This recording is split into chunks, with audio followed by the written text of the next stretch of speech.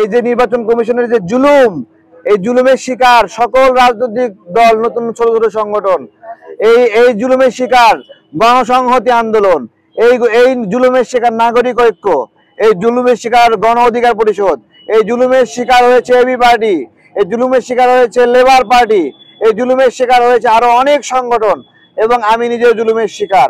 এবং এদের যে পরিস্থিতি, সেই পরিস্থিতিতে এমন তো না কোর্টে গিয়ে রিফিউজ হয়েছে, এখান থেকে রিফিউজ করে কোর্টে গিয়ে যায় দেখে যে সব ঠিক আছে, পরে বাপ করে নিবন্ধন দেয়। নিবন্ধন দেন কেন তাহলে? পরে আবার বাতিল করেননি কেন? আমি চাই এই জুলুমের পার্মানেন্ট একটা বন্দোবস্ত হোক, এই জুলুম বন্ধ হোক। এই জুলুম নির্বাচন কমিশন, সংস্কার কমিশন, তারা বলছিল 7টা জেলা 25টা উপজেলা তদন্ত করবে, সেই জায়গায় ফিরে আসতে হবে।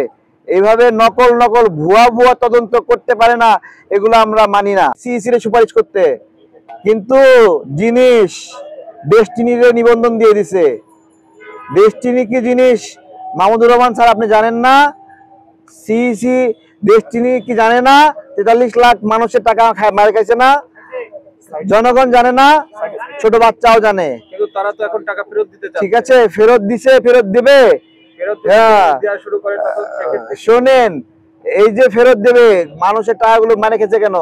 ওরা হাওয়ায় গাছ লাগাইয়া গাছ বিক্রি করছে। থ্যাংক ইউ সবাই।